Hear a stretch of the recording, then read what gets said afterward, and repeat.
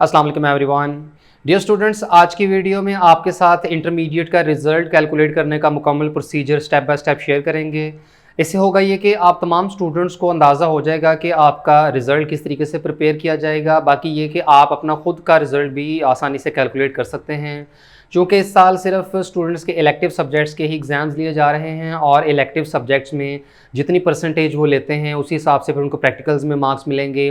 उसी परसेंटेज के हिसाब से आपके जो है कंपल्सरी सब्जेक्ट्स में भी मार्क्स लगेंगे और इवेंचुअली आपके जो पार्ट 2 के टोटल मार्क्स होंगे उसी की बिना पर आपको पार्ट 1 में भी मार्क्स दिए जाएंगे। तो स्टूडेंट्स के सिर्फ 3 सब्जेक्ट्स के एग्ज़ाम्स होने हैं और इन 3 सब्जेक्ट्स के एग्ज़ाम्स की बेसिस पर 1100 मार्क्स की कैलकुलेशन की जाएगी। और इसी तरीके से स्टूडेंट जो है वो मैट्रिक का रिज़ल्ट भी इसको देखते हुए अपना कैलकुलेट कर सकते हैं, क्योंकि मैट्रिक के अब 4 सब्जेक्ट्स के एग्ज़ाम्स होने हैं और इवेंचुअली वो अपने टोटल 1100 मार्क्स के 8 सब्जेक्ट्स का रिज़ल्ट बना सकते हैं। और आखिर में आपके साथ इम्प्रूवर स्टूडेंट्स और ऐसे स्टूडेंट जिनकी सप्ली थी उनका रिज़ल्ट भी तैयार करके दिखाएंगे। इम्प्रूवर्स के केस में अगर आपके मार्क्स इम्प्रूव हो जाते हैं तो उसके रिज़ल्ट की कैलकुलेशन किस तरीके से की जाएगी, और इसी तरीके से अगर आपके मार्क्स पहले से कम हो जाते हैं तो किस तरीके से आपका रिज़ल्ट कार्ड होगा। और जिन स्टूडेंट्स की सप्ली थी, चूँकि उन्हें पास करने का फ़ैसला किया गया है पंजाब बोर्ड्स की तरफ से, तो उनके एवरेज मार्क्स किस तरीके से लगाए जाएंगे इससे मुताल्लिक़ आपके साथ कंप्लीट इन्फॉर्मेशन शेयर करेंगे।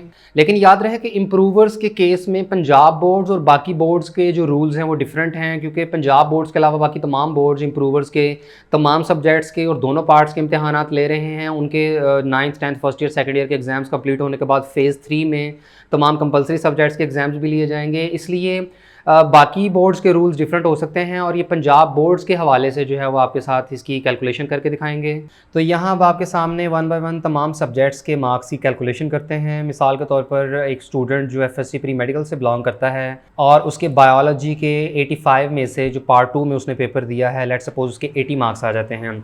इसके बाद केमिस्ट्री के पेपर में वो 77 मार्क्स ले लेता है और फिज़िक्स में भी उसके 80 मार्क्स आ जाते हैं। अब ये कैलकुलेशन की आसानी के लिए जो है वो हम इस तरीके के मार्क्स का जो है वो एक हिसाब लगा लेते हैं। अब होगा ये कि सबसे पहले आपके इन तीनों साइंसेस सब्जेक्ट्स के जो सेकेंड ईयर के ऑब्टेन्ड मार्क्स हैं इनकी बेसिस पर हम प्रैक्टिकल के मार्क्स कैलकुलेट करते हैं। अब प्रैक्टिकल के मार्क्स का जो फार्मूला है वो लास्ट ईयर वाला ही रखा गया है, जिसके मुताबिक 15-15 नंबर तो तीनों साइंसेस सब्जेक्ट्स में आपको टोटल मिल जाएंगे। यानी 30 नंबर के प्रैक्टिकल्स हैं तो उसमें से 15 नंबर तो सबको पूरे मिल जाएंगे। बाकी के जो 15 नंबर हैं उसके लिए कैलकुलेशन की जाएगी आपके थ्योरेटिकल मार्क्स की परसेंटेज के हिसाब से। मिसाल के तौर पर बायोलॉजी में स्टूडेंट के 80 मार्क्स हैं तो हम इसकी परसेंटेज निकाल लेते हैं 80 डिवाइडेड बाय टोटल जो 85 मार्क्स हैं, तो ये परसेंटेज बन गई जी 94.11%। अब हमने चूँकि 15 में से निकालने हैं कि कितने बनते हैं तो हम इसको मल्टीप्लाई बाय 15 कर देंगे, तो जिससे आपके प्रैक्टिकल के 14 मार्क्स आ जाएंगे। यानी 15 नंबर प्रैक्टिकल में सबको मिल जाएंगे प्लस 14, इसका मतलब ये हुआ कि बायो में आपके टोटल 29 मार्क्स मिल जाएंगे। अब चूंकि स्टूडेंट के फिज़िक्स में भी 80 मार्क्स हैं, लिहाजा प्रैक्टिकल के मार्क्स भी यहाँ पर सेम होंगे कि 14 नंबर परसेंटेज के हिसाब से और 15 नंबर जो टोटल सबको मिल जाने हैं। अच्छा, रह गई केमिस्ट्री, तो इसके बाद अब हम क्या करते हैं कि केमिस्ट्री के 77 डिवाइडेड बाय 85, तो ये इसकी परसेंटेज आ जाएगी 90.58% मल्टीप्लाई बाय 15, तो ये आपके 13.58 हैं। अब हो सकता है कि उसको राउंड ऑफ करके 14 मार्क्स ही आपको दे दिए जाएँ या 13 ही हों। बहरहाल हम इसको 14 ही कर लेते हैं। तो 15 और 14 ये आपके टोटल 29 मार्क्स बन जाएंगे प्रैक्टिकल में। अब यहाँ तक हमारे सेकेंड ईयर और प्रैक्टिकल के मार्क्स की कैलकुलेशन हो गई।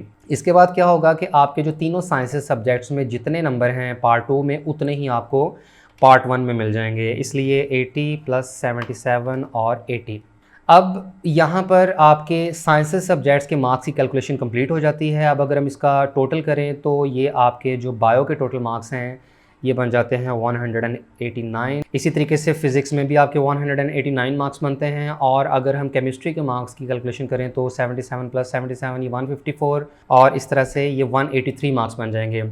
अब आपके तीनों साइंसेस सब्जेक्ट्स के टोटल मार्क्स की कैलकुलेशन हो गई। अब नेक्स्ट हमने क्या करना है कि तीनों साइंसेस सब्जेक्ट्स के अब हमने परसेंटेज निकाल लेनी है। परसेंटेज निकालने का तरीका क्या है, आपके 189 जो बायो में हैं प्लस 183 केमिस्ट्री के प्लस 189 फ़िज़िक्स के, ये आपके टोटल 561 मार्क्स आ जाएंगे आउट ऑफ 600।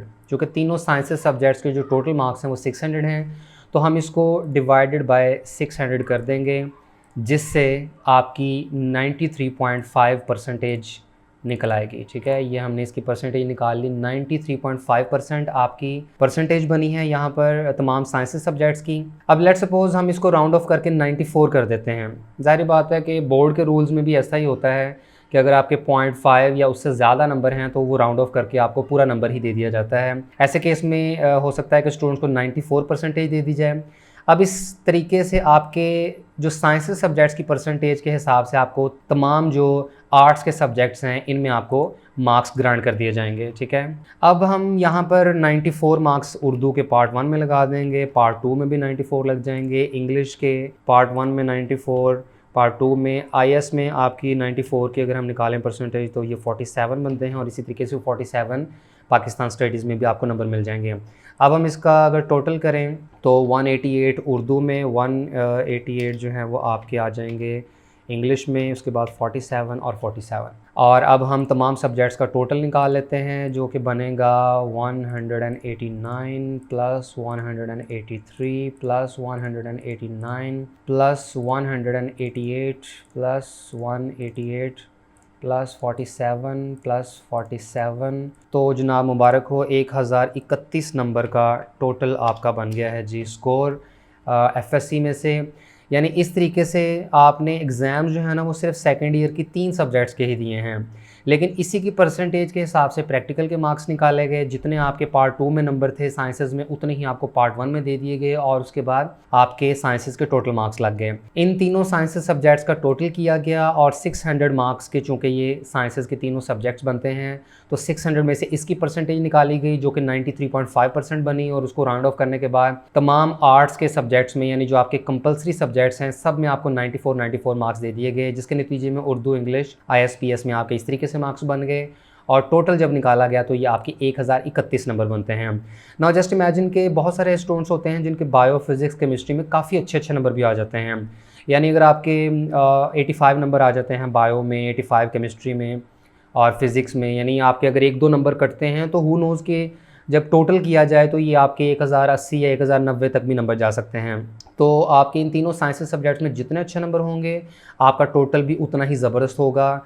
और अगर आप यहाँ से अपने मार्क्स लूज़ करते हैं तो इवेंचुअली फिर आपके प्रैक्टिकल में मार्क्स कम होंगे, पार्ट 1 में कम होंगे, और आपके कंपलसरी सब्जेक्ट्स में भी मार्क्स अल्टीमेटली डिडक्ट होते जाएंगे। इसके बाद अगर कुछ स्टूडेंट इम्प्रूवर है और वो सब्जेक्ट वाइज इम्प्रूवमेंट कर रहा है, मिसाल के तौर पर वो केमिस्ट्री, फिज़िक्स और उर्दू इन 3 सब्जेक्ट्स की इम्प्रूवमेंट कर रहा है, तो ऐसे केस में उसके मार्क्स की कैलकुलेशन किस तरीके से की जाएगी। पहली बात तो ये कि उर्दू का तो अब चूँकि पंजाब बोर्ड की तरफ से पेपर लिया नहीं जा रहा और सिर्फ साइंसेस के सब्जेक्ट्स के ही इम्प्रूवमेंट के एग्ज़ाम्स होंगे, लिहाजा आपके साइंसेस सब्जेक्ट में अगर मार्क्स की इम्प्रूवमेंट होती है और उसकी वजह से आपकी परसेंटेज चेंज होती है तो उससे आपके उर्दू के मार्क्स में चेंजिंग आएगी। मिसाल के तौर पर स्टूडेंट जो है वो केमिस्ट्री इम्प्रूव करता है, अब होगा ये कि उसके केमिस्ट्री का चूँकि सिर्फ सेकंड ईयर का ही पेपर हो रहा है, अब उसके ऑलरेडी जो मार्क्स थे वो केमिस्ट्री में 174 थे। अब वो क्या करता है कि पेपर देता है और उसके केमिस्ट्री में मार्क्स इंप्रूव होने के बाद सेकंड ईयर में उसके नंबर आ जाते हैं 83। तो अब इस 83 मार्क्स की बेसिस के ऊपर उसका केमिस्ट्री का पूरा रिजल्ट चेंज हो जाएगा। वो कैसे? सबसे पहले हम इसके प्रैक्टिकल की मार्क्स की कैलकुलेशन करें। 83 डिवाइडेड बाय 85, तो ये आपकी परसेंटेज बन जाती है 97.64। इसको मल्टीप्लाई बाय 15 कर देते हैं तो ये आपके 14.64, चलें इसको हम राउंड ऑफ करके 15 कर देते हैं। और इस तरीके से आपके 15 + 15 ये केमिस्ट्री में 30 मार्क्स बन जाएंगे और 83 मार्क्स के आपको पार्ट 1 में दे दिए जाएंगे, जिसके नतीजे में अब होगा ये कि आपका जो केमिस्ट्री का रिज़ल्ट है वो इम्प्रूव होने के बाद अब आपको मार्क्स मिल जाएंगे 196। अच्छा, इसके बाद ये स्टूडेंट क्या करता है कि फ़िज़िक्स में भी अपीयर होता है और इसके चूँकि पहले 193 मार्क्स थे फ़िज़िक्स में और अब ये अपीयर होता है पार्ट 2 के एग्ज़ाम में और पता चलता है कि इसके पहले से भी कम नंबर आ गए हैं और इसके 78 मार्क्स हैं, तो होगा ये कि ये आपका रिज़ल्ट एज़ इट इज़ रहेगा, इसको बिल्कुल नहीं छेड़ा जाएगा क्योंकि ऑलरेडी आपके जो मार्क्स हैं वो ज़्यादा थे। अब इम्प्रूवमेंट करने से आपके मार्क्स चूँकि पहले से कम आ चुके हैं, लिहाजा आपके प्रीवियस वाले मार्क्स ही रिटेन रहेंगे। ये इम्प्रूवर स्टूडेंट्स को इस चीज़ का बड़ा खौफ रहता है कि अगर हमारे मार्क्स कम हो गए तो क्या कम लगेंगे या पहले वाले लगेंगे। तो बोर्ड के रूल के मुताबिक इम्प्रूवमेंट करते हुए कभी किसी स्टूडेंट के मार्क्स ना तो कम होते हैं, ना ही कभी किसी की सप्ली आती है। अगर फिजिक्स में स्टूडेंट के पहले से कम मार्क्स आते हैं तो यही वाले मार्क्स रिटेन रहेंगे। अच्छा, अब होगा ये कि इस स्टूडेंट ने चूँकि अपना उर्दू का जो है वो दाखिला भी भेजा हुआ था इम्प्रूवमेंट का, बाकी सब्जेक्ट्स का नहीं भेजा हुआ था, इसलिए सिर्फ उर्दू के सब्जेक्ट में ही इसका रिज़ल्ट चेंज किया जाएगा, ठीक है। अब ये नहीं आपने समझना कि साइंस से सब्जेक्ट्स की परसेंटेज निकाल के अब तीनों उसके जो चारों सब्जेक्ट्स हैं कंपलसरी वाले उनका रिज़ल्ट चेंज कर दिया जाएगा, बल्कि इम्प्रूवमेंट के केस में स्टूडेंट ने जिस सब्जेक्ट का दाखिला भिजवाया होगा सिर्फ उसी सब्जेक्ट का रिज़ल्ट चेंज किया जाएगा। अब हम दोबारा से वही वाला फार्मूला निकालते हैं कि तीनों साइंसेस सब्जेक्ट्स का आप टोटल करें और टोटल करने के बाद इसकी हम परसेंटेज निकालते हैं। ये बनते हैं 184 प्लस 196 प्लस 193, तो ये 573 मार्क्स बनते हैं। इसको हम डिवाइडेड बाय 600 करेंगे, जिसके बाद ये 95.5% निकल आई है। 95.5 चले हम इसको राउंड ऑफ करके 96 कर लेते हैं। तो अब होगा ये कि उर्दू में पार्ट 1 में भी 96 मार्क्स लग जाएंगे और पार्ट 2 में भी 96 मार्क्स लग जाएंगे। तो इस तरीके से उर्दू में आपके 192 मार्क्स लग जाएंगे। तो इस तरह साइंसेस सब्जेक्ट्स की एवरेज के हिसाब से उर्दू में स्टूडेंट के अच्छे खासे मार्क्स इंप्रूव हो जाएंगे। पहले 161 थे, अब ये 192 हो चुके हैं। तो चूँकि अब कंपलसरी सब्जेक्ट्स के एग्ज़ाम्स नहीं लिए जा रहे हैं, जिन इम्प्रूवमेंट के स्टूडेंट्स ने कंपलसरी सब्जेक्ट्स की इम्प्रूवमेंट का दाखिला भिजवाया हुआ था, तो उनके साइंसेस सब्जेक्ट्स की परसेंटेज के हिसाब से उन सब्जेक्ट्स में मार्क्स लग जाएंगे और डेफिनेटली इससे इम्प्रूवर्स को काफ़ी ज़्यादा फ़ायदा होगा। और इसके बाद आखिरी एग्जांपल में आपके साथ ऐसे स्टूडेंट के मार्क्स की कैलकुलेशन करके दिखाएंगे जिस स्टूडेंट की सप्ली थी। अब यहाँ आप स्कोर कार्ड में देख सकते हैं कि इस स्टूडेंट के इंग्लिश में चूँकि 33% से कम मार्क्स हैं, 55 टोटल मार्क्स इसने लिए हैं 200 में से, तो इसकी इंग्लिश में सप्ली है। लेकिन चूंकि पंजाब बोर्ड के रूल्स के मुताबिक ऐसे स्टूडेंट जिनकी कंपलसरी सब्जेक्ट्स में सप्ली थी तो उन्हें एवरेज मार्क्स देकर पास कर दिया जाएगा। तो अब इसके इंग्लिश के जो है वो मार्क्स किस तरीके से लगेंगे, इसकी हम कैलकुलेशन इस तरह से करेंगे कि बाकी जितने भी सब्जेक्ट्स हैं ना, इसका हम टोटल कर लेंगे। जैसे कि बायो के हैं जी 184, इसके बाद केमिस्ट्री के हैं 196 प्लस फिज़िक्स में 193 और उर्दू में हैं जी 192 प्लस आईएस में 49 और पीएस में है जी 46।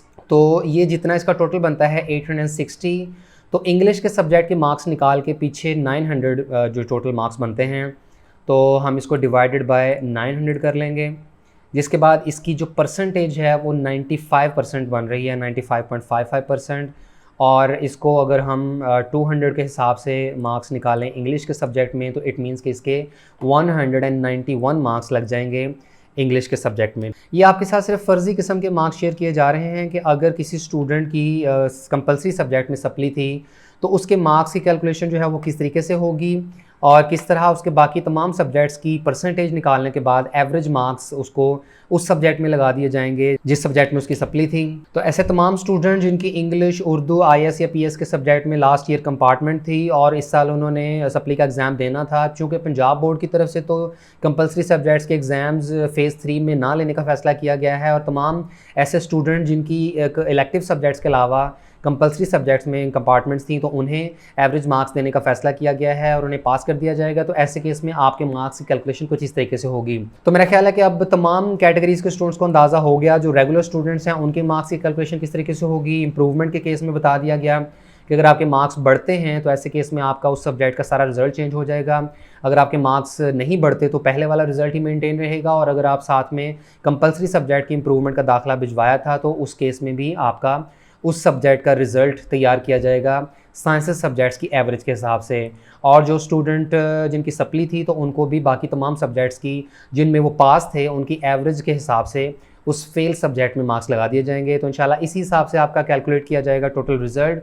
और अगर रिज़ल्ट की बात की जाए तो जैसे जैसे बोर्ड इम्तहानात कंप्लीट होते जा रहे हैं, बल्कि केपीके में तो ऑलरेडी एग्ज़ाम्स कंप्लीट हो चुके हैं 10th के भी और सेकेंड ईयर के भी, और अब स्टूडेंट्स की तरफ से ये सवालात पूछे जा रहे हैं कि रिज़ल्ट कब अनाउंस होगा। जैसे कि यहाँ स्टूडेंट का पूछना है कि HSSC पार्ट 2 यानी सेकेंड ईयर के एग्ज़ाम्स का जो है रिज़ल्ट है वो कब अनाउंस होगा। तो फेडरल बोर्ड के ऑफिशियल ट्विटर अकाउंट के ऊपर ये बताया गया है कि मिड ऑफ अगस्त 2021 को फेडरल बोर्ड का सेकेंड ईयर का रिज़ल्ट जारी कर दिया जाएगा। और इसके अलावा यहाँ पर 10th क्लास के रिज़ल्ट की भी बात पूछी गई तो उनका यही कहना था कि मिड ऑफ अगस्त 2021 में रिज़ल्ट आ जाएगा।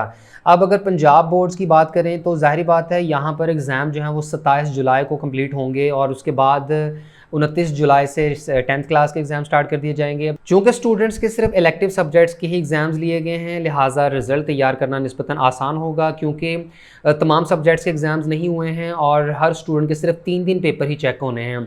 तो हो सकता है कि पहले जिस तरह 2 ढाई माह या 3 माह बाद रिज़ल्ट आया करता था एक क्लास का, तो अब हो सकता है कि ये 1 डेढ़ माह में आपका रिज़ल्ट तैयार कर लिया जाए।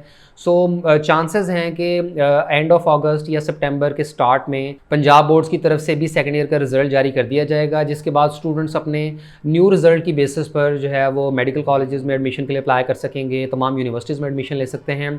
और याद रहे कि ऐसे तमाम इम्प्रूवर्स जो चाहे तो सब्जेक्ट वाइज इम्प्रूवमेंट कर रहे हैं, चाहे वो पार्ट 1 की या पार्ट 2 की या दोनों पार्ट्स की इम्प्रूवमेंट कर रहे हों, तो ऐसे स्टूडेंट्स का जो रिज़ल्ट है वो पिछले साल तक तो सेकेंड ईयर के रिज़ल्ट के साथ ही आता होता है। यानी जो रेगुलर स्टूडेंट्स का सेकेंड ईयर का रिज़ल्ट सितंबर में आता है, तो हर किस्म के इम्प्रूवर्स का रिज़ल्ट भी उसी के साथ आता है। तो इस साल भी इंशाल्लाह अंदाज़ा लगाया जा सकता है कि हर तरह के इम्प्रूवर्स का रिज़ल्ट सेकेंड ईयर के साथ ही आ जाएगा। बाकी पंजाब बोर्ड्स की तरफ से अभी तक ऑफिशियल कोई ऐसी अनाउंसमेंट नहीं की गई है कि तमाम क्लासेस के जो एग्ज़ाम्स हैं उनका रिज़ल्ट कब जारी किया जाएगा, लेकिन इम्तिहानात ख़त्म होने के बाद बोर्ड्स की तरफ से इंशाल्लाह रिज़ल्ट की तारीखों का ऐलान कर दिया जाएगा।